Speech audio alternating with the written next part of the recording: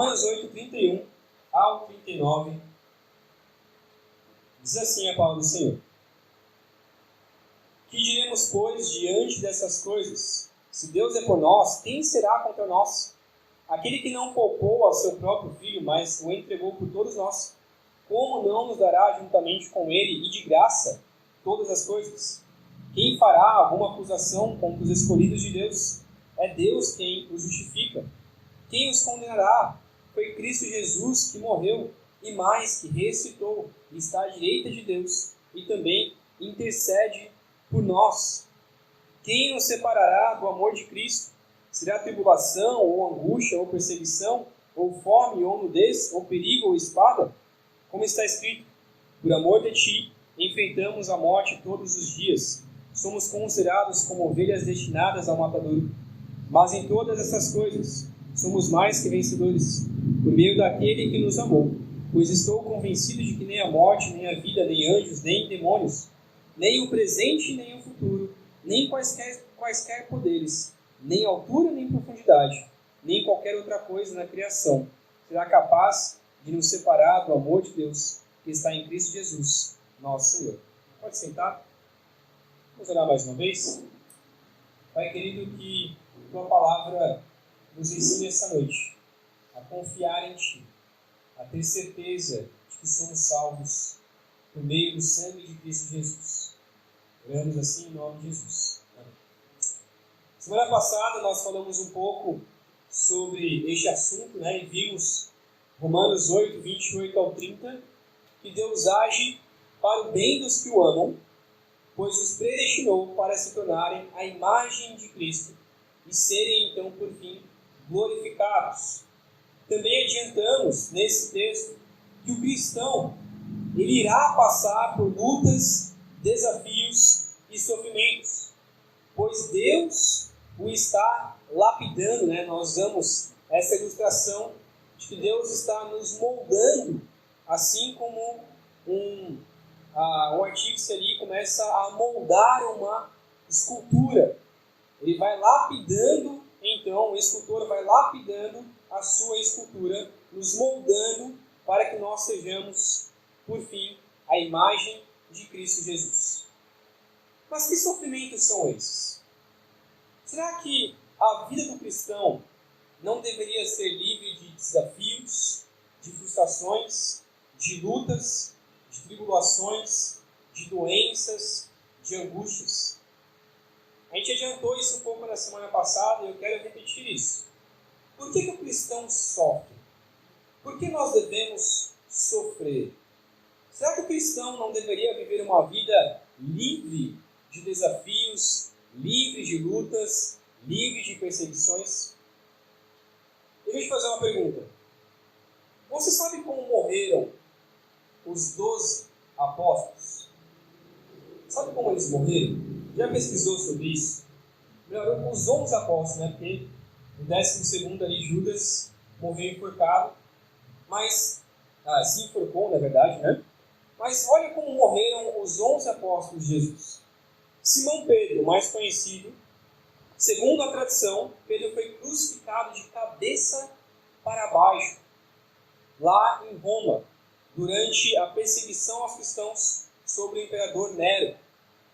E ele pediu para ser enterrado de cabeça para baixo, pois ele não queria morrer como o seu Salvador. Isso é o que a tradição diz, A gente tem histórias sobre isso, não está na Bíblia, mas nós temos histórias que verificam isso. O apóstolo André acredita que tenha sido crucificado em uma cruz em forma de X, ali na cidade de Patras, na Grécia. Tiago, filho de Zebedeu, foi executado por Herodes Agripa, provavelmente por decapitação, assim como João, João Batista, de acordo também com alguns relatos bíblicos. João, filho de Zebedeu, é o único discípulo que não se acredita ter morrido de uma morte violenta. Ele teria possivelmente falecido de causas naturais, por causa de velhice mesmo, porém, possivelmente a sua morte foi enquanto ele estava exilado ali na ilha de Patmos. Então ele estava ali preso por pregar o evangelho. Filipe, a tradição afirma que ele foi crucificado na cidade de Hierápolis, na Turquia, ou então sofreu algum outro tipo de martírio, mas também morreu martirizado. Bartolomeu, Natanael, tradições algumas confitantes, alguns dizem que ele foi esfolado vivo, ou seja, foi retirada a sua pele enquanto ele estava vivo e crucificado na Armênia. Então ele foi para a Armênia pregar o evangelho, foi esfolado vivo e então crucificado. Mateus, Levi, acredita que tenha sido martirizado na Etiópia. Provavelmente ele foi morto por uma lança ali que o atravessou. Tomé, segundo a tradição, também foi martirizado na Índia, onde também foi perfurado não só por uma lança, mas por lanças. São várias lanças enficadas ali nele. Tiago, filho de Alfeu, foi apedrejado até a morte em Jerusalém. Tadeu, Judas, há poucos registros ali históricos sobre a morte dele, mas a tradição sugere que ele tenha sido martirizado também de alguma forma. Simão Zelote, não há muitos detalhes sobre a morte dele, mas também sugere que ele tenha sido crucificado ou morto. E mais tarde nós temos ali o outro discípulo, Estevão, que foi apedrejado até a morte na frente dos sacerdotes e então na frente do próprio Paulo, onde deu-se início ali a sua conversão. Os 12 discípulos, então, de Jesus, 11 discípulos, morrendo de forma trágica. Aqueles estavam perto de Jesus, morrendo dessa maneira. Na história da igreja, nós também temos os mártires. Nós chamamos de mártires aqueles que morrem pela causa de Cristo. Foram pessoas que criam em Cristo e foram mortos por conta disso. Teve Policarpo de Esmirna, um dos primeiros líderes cristãos, discípulo do apóstolo João, aquele que seguia então o apóstolo João. Ele foi queimado vivo em uma fogueira. Justino Mártir, que foi daí que se deu então o nome dos mártires, defendeu o cristianismo contra as heresias e idolatrias e foi martirizado em Roma por se recusar a sacrificar ídolos aos deuses, a sacrificar animais aos deuses romanos e a adorar os ídolos romanos. Existe uma outra história que eu gosto muito, que é de Perpétua e Felicidade. São duas mulheres cristãs no norte da África. Felicidade tinha acabado de dar à luz a uma criança dentro mesmo da prisão e Perpétua era ali a sua amiga. Ambas morreram atacadas por animais selvagens. A história é tão terrível ali que talvez foram leões ou ursos, ou os dois juntos, e chegou a um ponto, de que as duas estavam ali sendo esfoladas por esses leões ou então ursos, que até mesmo um soldado que estava ali teve dó delas e acabou então com o sofrimento delas. Mas conta essa história que Felicidade honrou o nome dela e no final de sua vida ela continuava feliz, ela continuava louvando e glorificando ao Senhor, mesmo em meio àquela morte tão terrível. John Huss, a Igreja Católica, o queimou em uma fogueira por ele acreditar nas doutrinas da pré-reforma. Principalmente ele acreditava sobre a salvação pela graça e não a salvação pelas obras, e por isso ele foi queimado vivo. Mas antes de ser queimado, ele disse que depois de 100 anos viria alguém que seria muito maior do que ele. 100 anos depois surgiu Martim Lutero e começou então a era da reforma, aquela qual nós acreditamos na doutrina da reforma. Mais tarde, anos mais tarde, nós tivemos um outro, mais polêmico ali, algumas coisas que eu concordo e não concordo, mas eu até compartilhei um livro dele no grupo da igreja, que é um nome diferente, que é Dietrich Bonhoeffer, ou outros falam que é Bonhoeffer. Dietrich Bonhoeffer, ele foi pastor, teólogo e luterano alemão que se opôs ao regime nazista. Ele é totalmente contra ao regime nazista e as igrejas que aceitavam o regime nazista, as igrejas que acolhiam o próprio Hitler em suas igrejas, ele era totalmente contra. E por conta disso, ele foi preso e executado pouco antes da Segunda Guerra Mundial acabar. E uma outra história conhecida é de Jim Elliot. Como muitos conhecem, lê também os livros da sua esposa, Elizabeth Elliot, foi um missionário americano que em 1956 ele tentou pregar o evangelho aos índios Guarani, que é mais ou menos isso que se fala. Até que em 8 de janeiro, ele e mais 3 missionários foram atacados por 10 índios à beira ali de um rio. Eles foram totalmente massacrados ali, depois que se descobriu a morte deles, desses 3 missionários, que deixaram as suas esposas e os seus filhos ali. E mesmo assim, pouco tempo depois, essas missionárias, essas esposas continuaram a pregar o Evangelho, continuaram anunciando o Evangelho, principalmente a Elizabeth Elliot. E anos mais tarde, esse povo, essa tribo Guarani, foi alcançada pelo Evangelho, e até mesmo os assassinos de Jim Elliot e os missionários foram convertidos pelo Evangelho, alcançados então pelo Evangelho. Você pode ver essa última história, em livros e também em um filme chamado Terra Selvagem. É um filme maravilhoso. A gente pode até separar um dia aqui para assistir esse filme juntos, que conta essa história tão maravilhosa. Por que eu citei todos esses mártires? Pessoas que morreram por amor a Cristo. O que será, eu quero que você pense, o que será que tinha na cabeça desses homens e mulheres que sofreram tanto e morreram por Jesus Cristo? Por que essas pessoas sofreram tanto, sendo que elas estavam servindo a Deus? Será que nós também vamos sofrer essas coisas, ou algo parecido? Como será que nós estamos vivendo por amor a Deus? Queria que você pensasse se hoje em dia o que tem se pregado nas igrejas, o que as pessoas têm acreditado, de fato condiz com a vida dessas pessoas. Como diz lá em Hebreus, pessoas que não eram dignas, pessoas que o mundo não era dignas dela. Pessoas que foram honradas por então pregar o Evangelho. Eu queria que você pensasse na sua vida. Se você estivesse nessa época, você sofreria com mais as pessoas? Você encararia a morte? Ou então você diria, não, isso aqui não é para mim? O texto que nós lemos hoje vai falar justamente sobre isso. O que nós temos enfrentado por amor ao Senhor? O que nós temos sofrido por amor a Deus? O pouco que você tem sofrido, você já desiste de seguir a Cristo Jesus?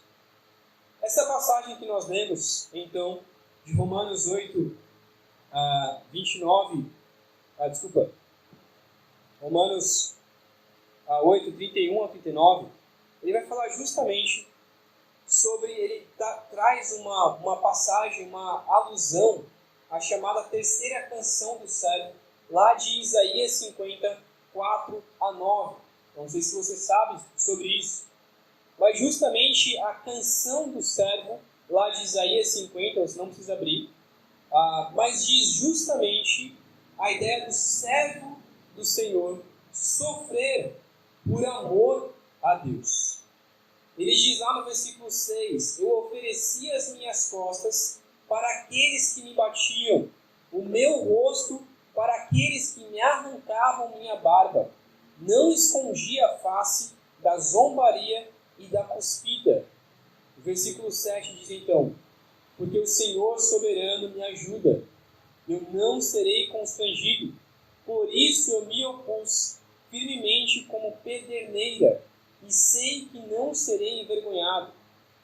Então, versículo 8, ele diz, então, versículo 6 e 7, ele está dizendo, olha, eu ofereci a minha vida como um martírio, Eu ofereci a minha vida para sofrer.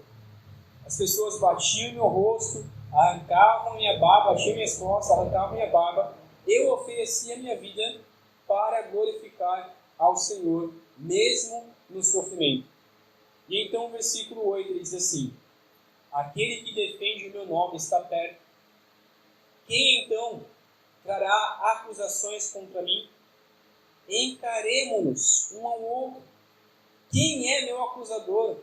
Que ele me enfrente. É o soberano Senhor que me ajuda. Quem irá me condenar?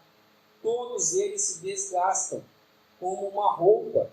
As traças os consumirão. Então ele faz essa pergunta. Olha, eu vou oferecer a minha vida para sofrer ao Senhor. E a pergunta que eu faço é: alguém pode me acusar? Alguém pode me atacar? Alguém pode ser o meu acusador? Que ele me castigue, mas ele nunca poderá me condenar, porque é o Senhor quem me defende. É o soberano Senhor quem me ajuda. Paulo então usa essa passagem de Isaías 50 para colocar então, se fazendo 4 perguntas aqui, que são 4 perguntas similares. Primeira pergunta, ele diz: quem será contra nós? Segunda pergunta: quem tentará contra os eleitos? Terceira pergunta: quem condenará os eleitos? E quarta pergunta: quem nos separará então do amor de Cristo Jesus? Todas essas 4 perguntas que Paulo vai fazer nesse texto, em alusão então a Isaías 50, e também são perguntas iguais, mas escritas de forma diferente. Paulo está escrevendo uma poesia aqui, mostrando para nós diversas respostas para a mesma pergunta. A pergunta então que Paulo faz é, resumidamente: será que alguém pode destruir os cristãos e separá-los do amor de Jesus Cristo? Será que alguém pode vencer os cristãos? Será que alguém pode te condenar? Será que alguém pode te destruir?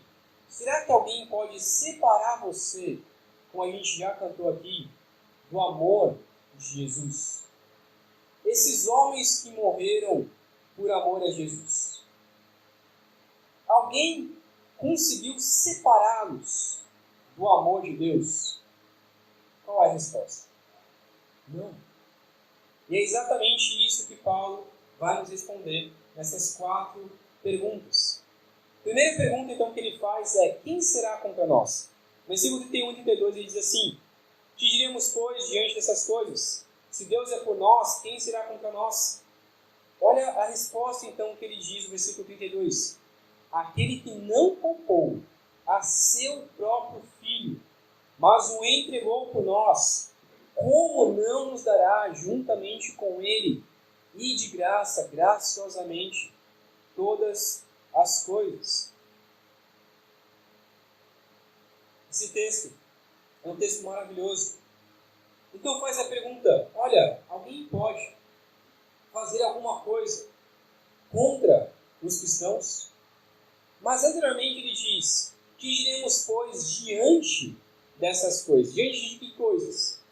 Versículos 26 ao versículo 28. Olhando então para trás, a partir do versículo 26, na verdade, desde o versículo 18, ele diz lá, olha comigo lá no versículo 18, Romanos 8, 18.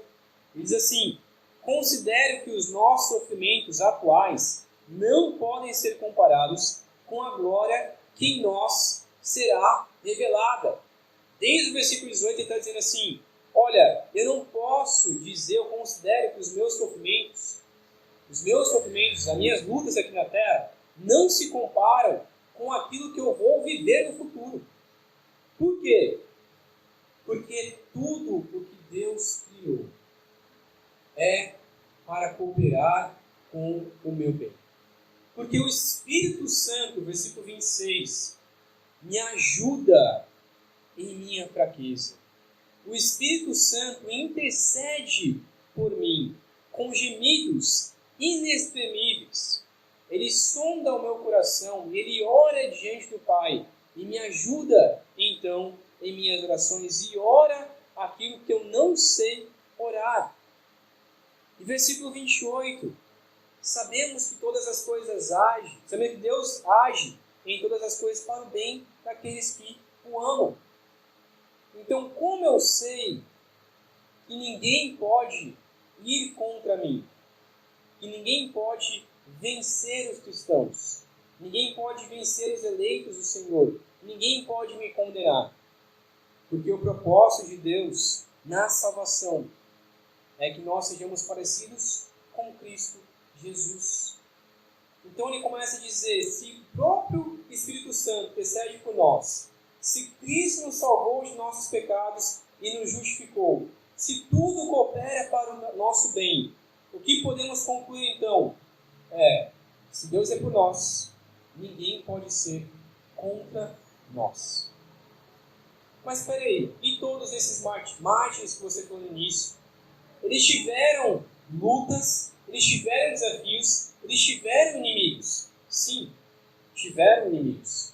E é claro que nós vamos ter inimigos, mas nenhum inimigo tão poderoso quanto Deus. Nós não podemos, como diz a Bíblia, nós não podemos temer aquele que pode tirar a nossa vida. Nós devemos temer aquele que pode condenar a nossa alma. Então, ninguém é mais poderoso do que Deus, é isso que o texto está dizendo. Se Deus é por nós, se Deus age em todas as coisas, coopera para o bem daqueles que o amam, ninguém pode cooperar para o mal. Por quê? Porque até mesmo o mal, até mesmo o sofrimento, Deus usa para sermos mais parecidos com Cristo Jesus. Deixa eu fazer uma pergunta. Você confiaria em uma pessoa que te desse uma casa? Imagina aí, Deus. A pessoa chega para você e fala assim, olha, eu vou te dar uma casa. Por que eu quero te dar a casa? Aí você recebe a casa e tal. Aí você pode dizer, cara, eu confio naquela pessoa. É um amigo meu, eu confio no meu amigo, porque ele me deu uma casa. Aí um outro amigo chega lá para o pai e diz, olha, eu quero te dar um carro. Para você ir lá para Peripiri, para a faculdade, sem ter nada, vai para o carro e volta. Você confiaria naquela pessoa que deu um carro? Com certeza, né? Você confia na sua mãe que te deu a luz? Claro. Você confiaria em alguém que entregasse o seu próprio filho para morrer em seu lugar? Sim ou não? A gente confia em pessoas que nos dão presentes pequenos. Então, será que nós não podemos confiar que Deus vai cuidar de nós? Que Deus vai cooperar para o nosso bem? Aquele que deu o seu próprio Filho por amor a nós. O versículo 31 diz isso.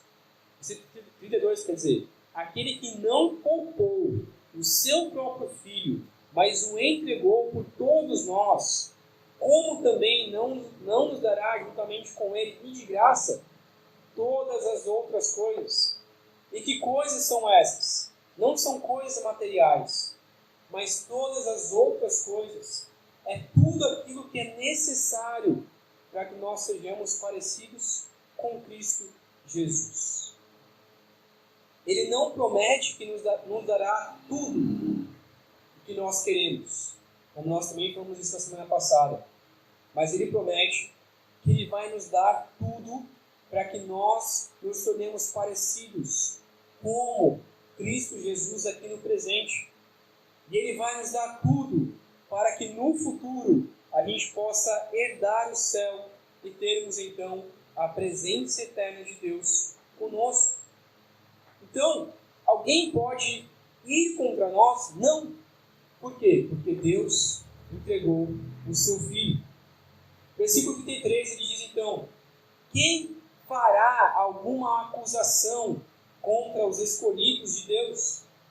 Alguém pode levantar alguma acusação contra aqueles que foram predestinados, como a gente já viu, aqueles que foram predestinados, que Deus também os chamou, também os justificou, também os glorificou.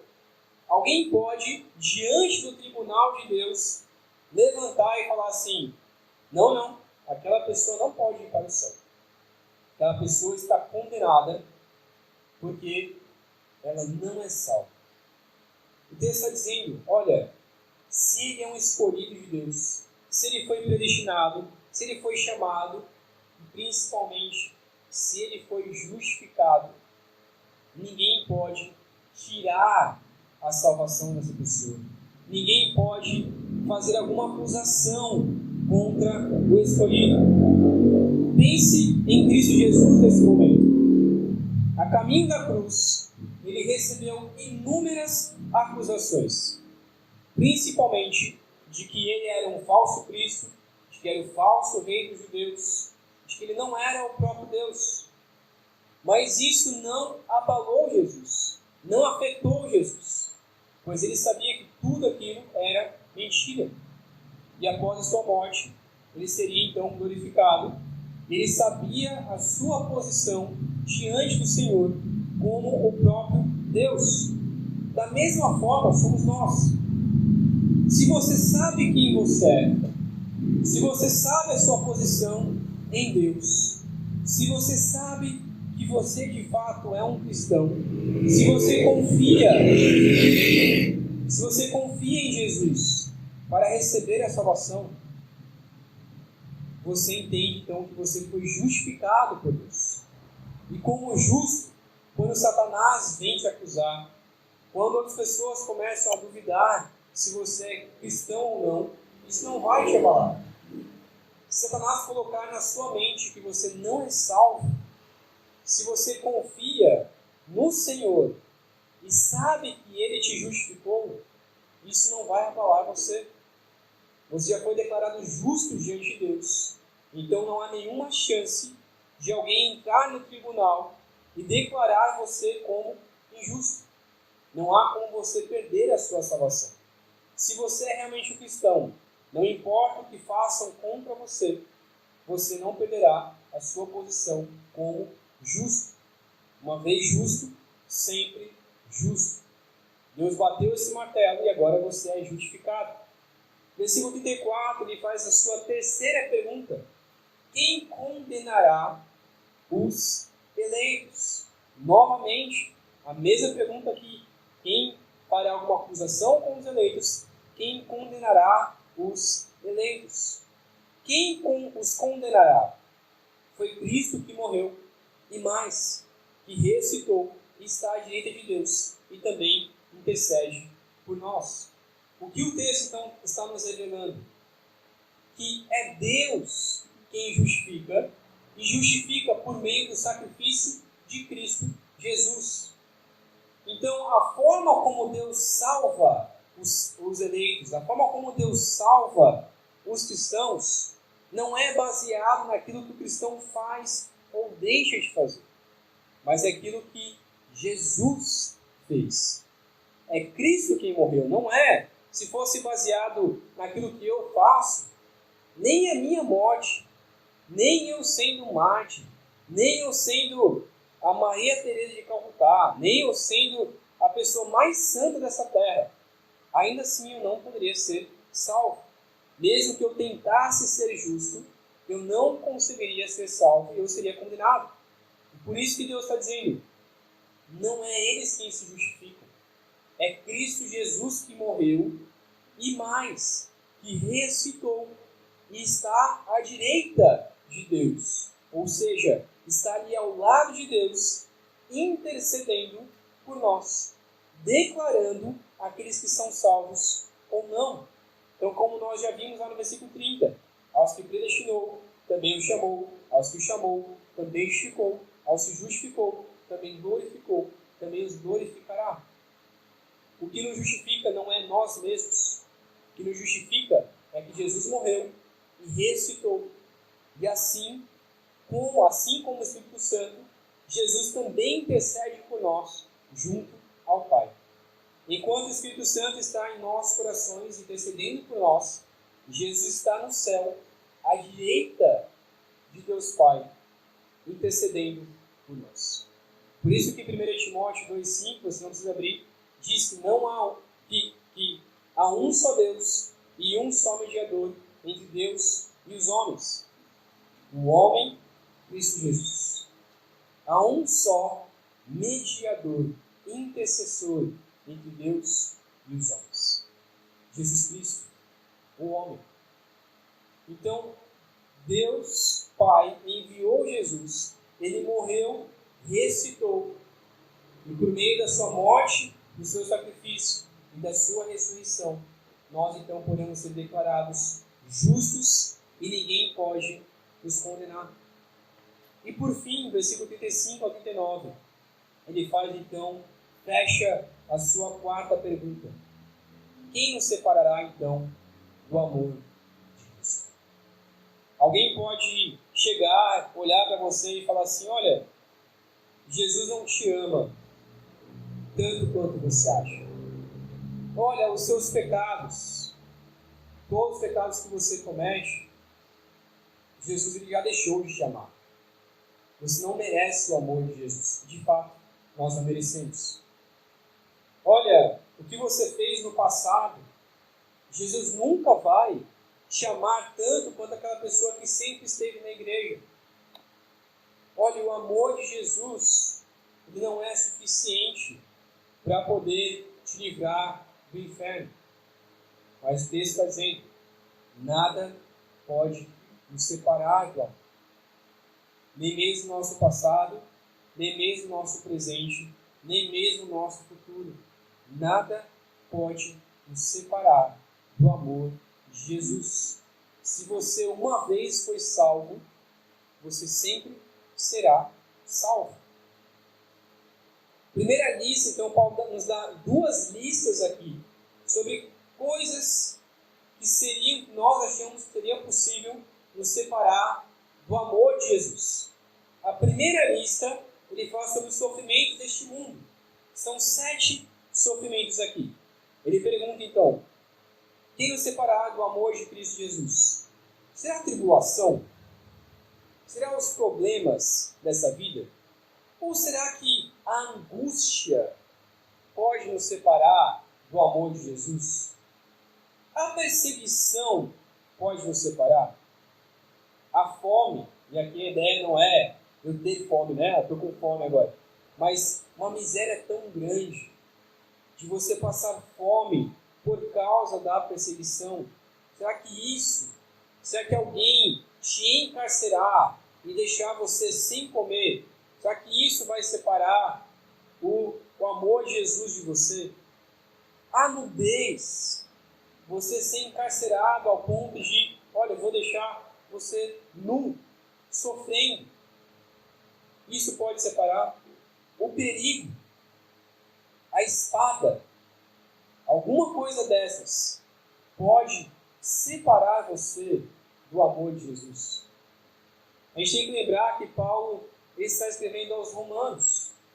E os romanos possivelmente já estavam sofrendo essas acusações que mais tarde seriam então perseguidos totalmente por meio de Nero. Então eles já estavam começando a sofrer exatamente essas coisas que Paulo está colocando aqui. E o que Paulo está colocando é, o que vocês estão sofrendo hoje?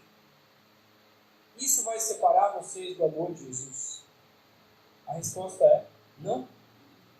Não tem como. Porque como está escrito, versículo 36, por amor de ti, por amor de Deus, enfrentamos a morte todos os dias. Nós somos considerados como ovelhas destinadas ao matador. Quando alguém pregou o evangelho para você pela primeira vez, ele disse isso para você. Falou assim, olha, agora você é cristão, agora você é salvo, agora você é uma ovelha destinada para o matador. Olha que lindo. Ele falou isso para você, né? Com certeza não. Mas a realidade é essa. Quando um cristão se converte, ele está no mundo, mas não pertence mais a este mundo. Ele está na contramão do mundo. E tudo que o mundo vai fazer é para acabar com a vida do cristão, é para acabar com a fé em Cristo Jesus, é para que o cristão deixe de acreditar no amor de Jesus. E cada dia que vai passando, as coisas do mundo vão piorando cada vez mais, e a gente começa a duvidar, será que Jesus me ama mesmo? E a pergunta é, nada neste mundo pode separar do amor de Jesus. Talvez você nunca enfrente todos esses desafios, como foi colocado aqui, né? Mas ainda assim, nenhum sofrimento que você tenha hoje pode separar do amor de Deus. Mesmo que você passe por todas essas lutas, mesmo que você tenha um câncer, mesmo que você tenha uma doença terminal, mesmo que você seja perseguido no seu trabalho, na sua rua, nada pode te separar do amor de Jesus. Devemos confiar que Deus ainda continua nos amando e tem um propósito final para as nossas vidas. Tem um escritor chamado C.S. Lewis. Ele comenta o seguinte, uma frase muito interessante. Ele diz que o sofrimento é o megafone de Deus para o mundo ensurdecido. Ou seja, o sofrimento que nós enfrentamos nessa terra é como se Deus estivesse pegando ali um megafone, um microfone gigantesco e revelando ao mundo a sua graça e o seu amor para um mundo que não o escuta mais. O sofrimento é o megafone de Deus para o mundo ensurdecido. Talvez Deus deixe você passar por esses sofrimentos, pois você não tem ouvido a graça e não tem visto o amor de Deus. Nós somos como ovelhas marcadas para morrer. E Deus está dizendo, olha, vocês vão sofrer, mas o meu amor sempre estará com vocês, mesmo que vocês sejam como ovelhas para o matador. Paulo está usando aqui o texto lá do Salmo 44, 22. Diz exatamente isso, né? Contudo, por amor de ti, enfrentamos a morte todos os dias. Somos considerados como ovelhas destinadas ao matador. Como eu disse no início, os mártires, desde os apóstolos até os tempos de hoje, sabem muito bem que são como ovelhas. Nós também devemos saber disso.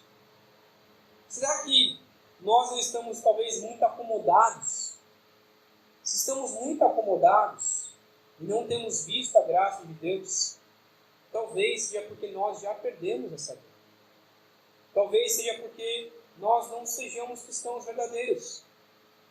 Se você não sofre nenhuma acusação, se ninguém fala mal de você, se ninguém tem falado alguma coisa contra você, talvez é pelo fato de você ser cristão, talvez você esteja acomodado demais. Talvez você não tenha pregado o verdadeiro evangelho. Talvez você não tenha feito, não está fazendo de fato a verdadeira missão. João 17, versículo 15, Jesus mostrando ali no João 17 todo o sofrimento que estava acontecendo no mundo, tudo que ia acontecer no mundo, em oração ao Deus Pai, em João 17, ele diz o seguinte: não rogo que os tires do mundo, mas que os protejas do maligno. Jesus está dizendo, olha, não rogo que o Senhor tire os cristãos do mundo, porque eles vão sofrer, mas eu peço que o Senhor proteja do maligno. E anteriormente, João 16:3, ele diz o seguinte: eu lhe disse essas coisas para que em mim vocês tenham paz. Neste mundo vocês terão aflições, contudo, tenham ânimo, eu venci o mundo. Então a pergunta é, por que nós sofremos tanto? Porque Deus quer nos tornar mais parecidos com Cristo Jesus. Nos sofrimentos, no entanto, como o texto continua dizendo, nós somos mais do que vencedores. Nós somos mais, o versículo 37 diz, mas em todas essas coisas, todos esses sofrimentos, somos mais que vencedores por meio daquele que nos amou. Por meio do sofrimento, nós somos mais do que vencedores. Os mártires iam cantando hinos para morrer na fogueira. Nós devemos louvar ao Senhor no sofrimento. É claro que vamos sofrer com a morte de outras pessoas, com algum problema de saúde, com alguma perseguição. Nós iremos sofrer. Mas ainda assim, mesmo passando por lutos e desafios, nós devemos glorificar ao Senhor. A segunda lista, então, que nós encontramos no versículo 38 em diante, enquanto a primeira lista falava sobre os sofrimentos dessa terra, ou seja, coisas que são palpáveis, coisas que nós enxergamos, a segunda lista ele cita mais 10 coisas aqui, de uma forma mais espiritual, uma forma coisas que nós não vemos. Ele diz então no versículo 38, porque eu estou convencido de que nem a morte, nem vida, nem anjos, nem demônios, nem o presente, nem o futuro, nem quaisquer poderes, nem altura, nem profundidade, nem qualquer outra coisa na criação será capaz de nos separar do amor de Deus que está em Cristo Jesus, o nosso Senhor. Nada, absolutamente nada, pode então nos separar do amor de Jesus. Nem mesmo um anjo, nem mesmo um demônio, nem mesmo a pessoa mais poderosa dessa terra ou qualquer poder, nem mesmo o regime deste mundo pode nos separar do amor de Jesus. Nada pode nos separar. Às vezes a gente acha que em países perseguidos, onde, por exemplo, China, onde muitos cristãos se reúnem em um sótão ou em um porão e totalmente escondido do governo, e às vezes a gente pensa assim, olha como o evangelho é fraco lá. Olha como há poucos cristãos. Mas a realidade é que nós não conhecemos os cristãos de lá. Mas o relato de muitas pessoas que foram para a China e outros países perseguidos, eles voltam e dizem, lá tem cristãos muito mais firmes, muito mais verdadeiros do que no Brasil, do que nos Estados Unidos, do que em países considerados como cristãos. Porque lá, em meio à perseguição, eles continuam seguindo o amor de Cristo Jesus. Eles sabem muito bem que nada pode separar. Mas muitas vezes nós, com pequenos sofrimentos, com comodismo, com poucas coisas, a gente já se acostuma e deixa de viver o verdadeiro Evangelho. Às vezes, com um ou dois pecados, a gente já começa a deixar de acreditar em Deus. Às vezes, com algum sofrimento, a gente já esquece do amor de Jesus. A gente já passa a desacreditar que Deus, de fato, enviou Jesus para morrer na cruz por nós. Mas o texto ele diz que ninguém pode se opor. Ninguém pode conspirar ou condenar os escolhidos, pois o amor de Cristo está firmemente selado sobre nós. E por isso nós não podemos perder a nossa salvação.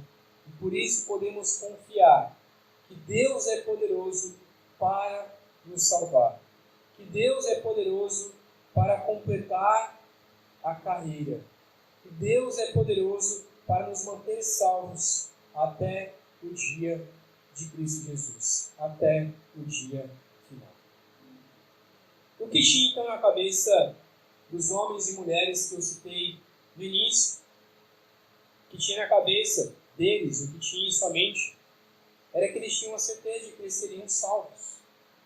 Eles sabiam que nem aquela morte, nem leões matando eles ali, nem sendo queimados vivos. Tem uma história de um dos mártires, não lembro se foi o John Huss, que um dos soldados disse assim, olha, se você acha mesmo que morrer por Jesus vale a pena, depois que você ser queimado, um pouco antes de sua morte, levante a sua mão. Se você acha que realmente vale a pena você ser queimado por Jesus. E aí, no meio da sua morte, ele sendo queimado por Jesus, pouco antes de morrer, ele levantou a sua mão, declarando então, vale a pena morrer por Jesus. Se você morresse hoje, você teria certeza de que você vai para o céu? Você tem certeza que nada pode separar do amor de Jesus? Se você crê nisso, lembre-se que quando passar por alguma luta, o que deve te trazer alegria novamente por passar por algum sofrimento é que você é salvo por Jesus. Não deixe as coisas terrenas te abalar. Satanás, ele sabe muito bem como fazer com que você deixe de acreditar no Senhor. Deixe de ter fé em Cristo Jesus. Tem um livro muito bom que eu recomendo, que a Sara está até lendo agora, né? Que é Cartas de um Diabo ao Seu Aprendiz, do C.S. Lewis. Ele conta ali a história de um diabo, totalmente fictício, né? Mas ele conta a história de um diabo escrevendo ao seu sobrinho como que o seu sobrinho, que também é um demônio, né? Na verdade é cartas de um demônio a um outro demônio, né? Como que esse outro demônio pode enfeitiçar a mentalidade do seu cristão? Seria então um demônio tentando acabar com a vida de um cristão.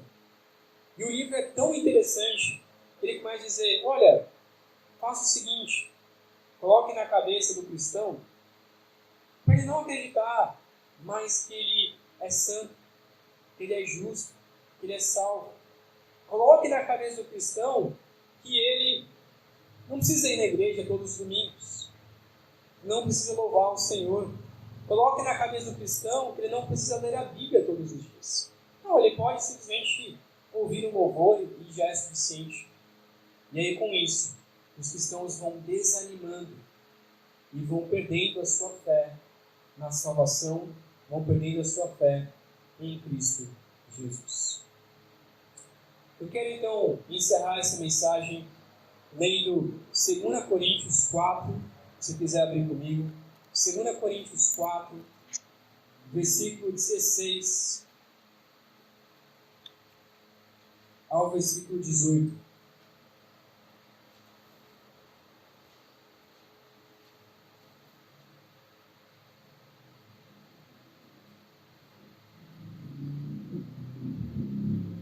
Vou, na verdade, desde o versículo 13 até o versículo 18. Diz assim: está escrito, crie, por isso eu falei. Com este mesmo espírito de fé, nós também cremos e por isso falamos. Porque sabemos que aquele que ressuscitou o Senhor Jesus dentre os mortos, também nos ressuscitará com Jesus e nos apresentará com vocês. Tudo isso é para o bem de vocês, para que a graça que está alcançando um número cada vez maior de pessoas faça que transbordem as ações de graças para a glória de Deus. Versículo 16. Por isso, não desanimamos. Embora exteriormente estejamos a desgastar-nos, interiormente estamos sendo renovados dia após dia. Pois os nossos sofrimentos leves e momentâneos estão produzindo para nós uma glória eterna que pesa mais do que todos eles. Assim, fixamos os nossos olhos não naquilo que se vê, mas o que não se vê. Pois o que se vê é transitório, mas o que não se vê é eterno. O próprio C.S. Lewis, também citando novamente ele diz, parafraseando, porque eu nunca lembro como é a frase, mas eu acredito que seja tudo aquilo que não é eterno é eternamente inútil. O sofrimento nessa terra, os problemas, o comodismo, o conforto, as coisas, bens materiais, tudo isso vai passar. Mas o amor de Cristo Jesus, ele é eterno. A salvação, ela é eterna. Por isso nós devemos viver com a esperança, fixando os nossos olhos não naquilo que estamos vendo, mas no eterno. Quem nos separará do amor de Cristo? Nada. Por isso vamos permanecer firmes, alegres, contentes, não desanimados, mas dia após dia, renovando o nosso coração em Cristo Jesus. Vamos orar? Pai querido, obrigado pela sua graça e seu amor sobre nossas vidas. Obrigado pelo seu amor. Obrigado por ter enviado Cristo Jesus para morrer na cruz por nós, para nos salvar dos nossos pecados, para nos transformar, para nos tirar das trevas para a sua maravilhosa luz. Ó Pai, no meio de tantos desafios e sofrimentos, muitas vezes nós deixamos de acreditar no Senhor. Nós deixamos de acreditar que o seu amor é transbordante. Nós deixamos de acreditar que o Senhor nos ama. Nós deixamos de acreditar que o seu amor é imenso para conosco. Muitas vezes a gente vive uma vida tão triste, de luta contra o pecado. Nós devemos sim lutar contra os pecados, contra os nossos pecados, mas a gente muitas vezes deixa de acreditar que o Senhor nos perdoou dos nossos pecados. E nós podemos agora viver uma vida de satisfação, de alegria com o Senhor. Nos ajude a termos a alegria da salvação todos os dias de nossas vidas, a nos alegrarmos porque o Senhor nos justifica, a confiarmos que nada pode nos separar do seu amor. Possamos confiar que somos salvos, ter a certeza de que o Senhor nos salvou. E se há alguém aqui que ainda não crê em Ti, que ainda não entregou a sua vida a Ti, eu peço, ó Pai, que o Senhor abra o seu coração, para que creia que o Senhor, uma vez que salva essa pessoa, ela sempre será salva em Cristo Jesus. Que ela creia na salvação que o Senhor nos dá por meio do sangue do Cordeiro.